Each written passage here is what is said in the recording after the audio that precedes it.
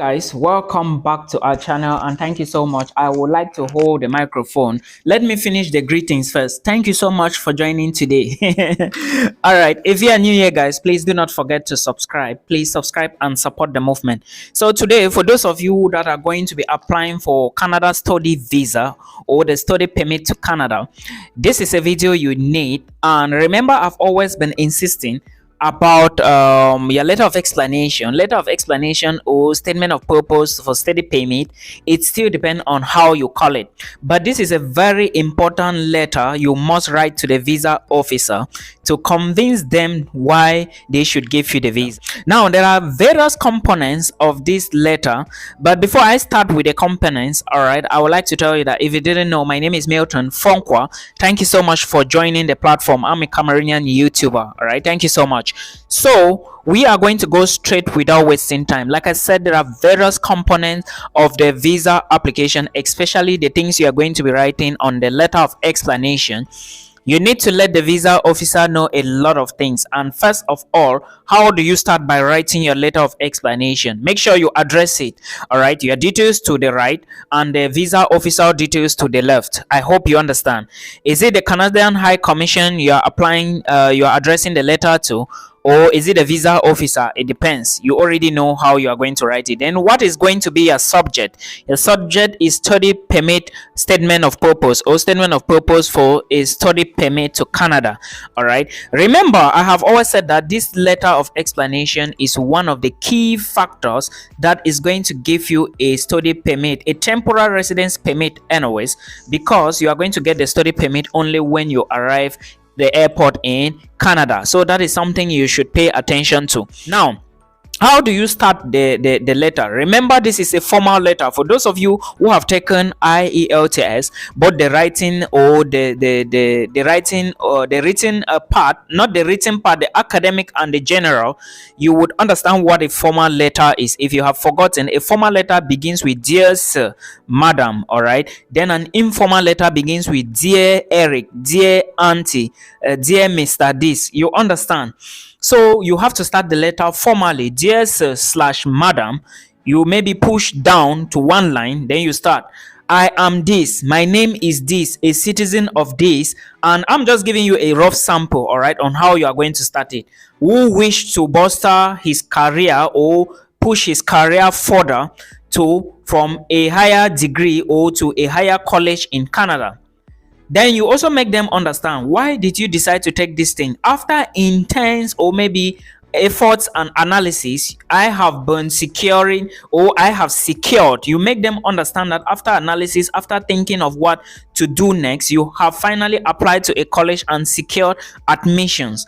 Now, remember, you secure the admissions, you need to make them know the name of the college, the program you are going to study, the duration. Let's take an example. I have secured admissions for a 1-year program in a college in Alberta. The program name, you give it, and you are drafting the statement of purpose to what? To apply for a study visa to commence your studies in Canada. This is how typically your first paragraph have to look like. You introduce yourself, you tell them why you decided to take this program, all right? Not like why, but you just introduce a little bit. Now, that is the first paragraph, introduction. You go now to your academic and professional background. You need to make them understand, have you been studying before, or are you working before? What happened? You can just say something like, maybe you were passionate about learning new things and emerging and being a leader of tomorrow. You know how you can explain this, all right? Your academic, you explain to them, I have been a decent scorer through my academic journey. You can explain this. I completed my secondary school. Remember, it's your academic and professional background. I completed my secondary school at this in this year with this score, all right? And right now I enrolled at the dash, and of course you finish your secondary school. Where did you go to? To the university. Which university? Which year did you finish? All right, and what was your GPA? You have to mention this, and later on you grew interest. Now this is a very technical point, academic and professional background. If you are still in school, you explain to them that you are still in school. But if after your bachelor's you went straight to the business milieu, You are a business person. Let's assume that you want to prove that you have a business and you are going to be showing your business documents and others. After that, you link it now. After that, I grew interest in business in my local community, and now I own my own business and operating my own business or in my country. All right. And with maybe good income or good payout per month. You understand? Remember, Canada is very expensive. You need to put the thought in their minds that you already have enough money in your bank account to sponsor yourself. That is why you are telling them that with great interest. So you don't need to show them a business that cannot generate outcome. Remember, as you start explaining and you are showing documents of your business, you need to show pictures. Very, very important. This is your academic and professional background. Don't make it too long. 2 pages, 3 pages maximum.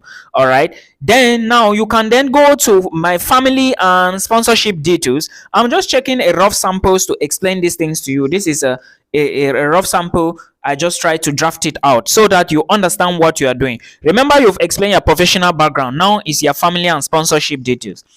Then you tell them your family background, right? Your family, tell them, make them understand that your family has always supported you financially and morally. All right. And now you have decided to go to school. And how are you going to be sponsoring yourself in Canada? Is it your mother? Is it your business? Or who is going to be sponsoring yourself? Just make them understand that your parents were the one taking care of your academics, but until you finish university and started your own business, now you have maybe a father, a mother, or two siblings. Remember, you need to attach the documents to explain all of that. All right. Let them understand that you have siblings back home, your father. The reason you are explaining this issue, your parents, your mother, your siblings, that they are back home, the reason you are explaining this is because you want to send a striking message to them that they should understand that as you are moving to Canada, your family is back home. This is what we call family and home ties. All right. Then also make them understand that after graduating from university, you became a businessman, and with your savings and income, it will be easy for you to manage your expenses. Let them know that from your savings, you have already paid part of your tuition fee, which is the deposit you were asked. Maybe your school asks you 500 Canadian dollars or maybe 1,500. You have paid it already, and they have given your offer letter. And now you have attached the documents for them to see. All right, you have to convince them like this. And your program, you are willing to sponsor your program from your pockets because you still have business on ground, or your business is still on ground working. This is how you explain it. Now that is your family and sponsorship details. You have already made them understand that you are going to be sponsoring, right? Now what do you do? Why did you choose this particular course, and what is the relevance of the course to you when you become, maybe when you become when you come back to your home country or something? You need to explain to them why you choose the course. Now make them understand. This is where the real trick comes in.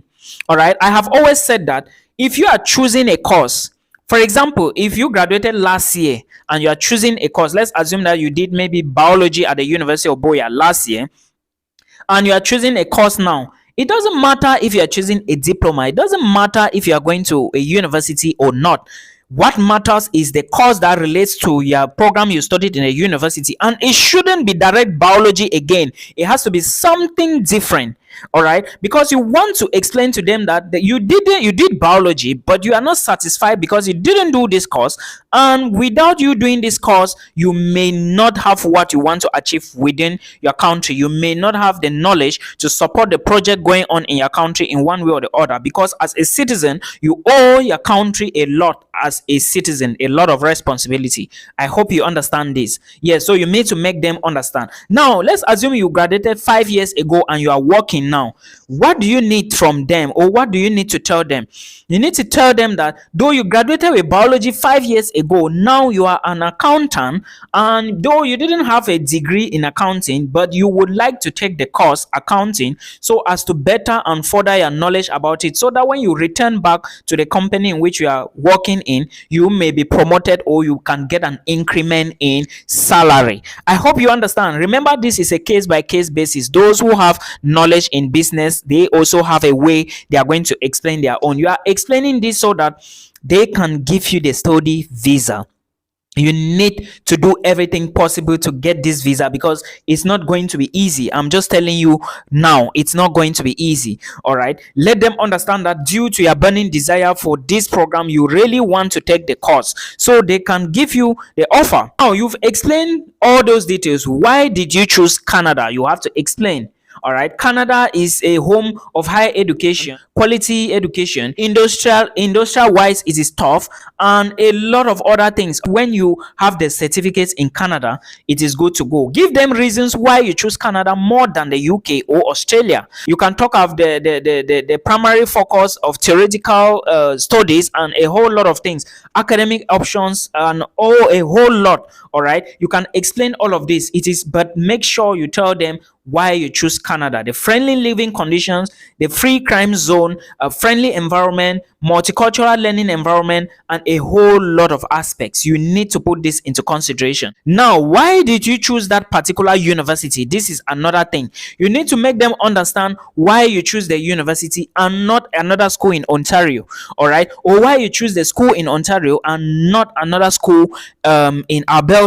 You need to twist them very well. All right, of course, you can always have plans to explain to them. You can maybe use something like this: with its commitment to student satisfaction and graduate employment, I believe that my academic tenure at the this college would be enriching. All right, the college provides real world career training. This is an example of why you choose Canada. Real world career training, all right, is very, very important. So you have to note this down, please. Real world career training that meets the current business trend, and I intend to benefit from it. Remember, you linked business trend because you said you are going for business. All right, you want to study business. So when you finish the program, how is the business program going to help you?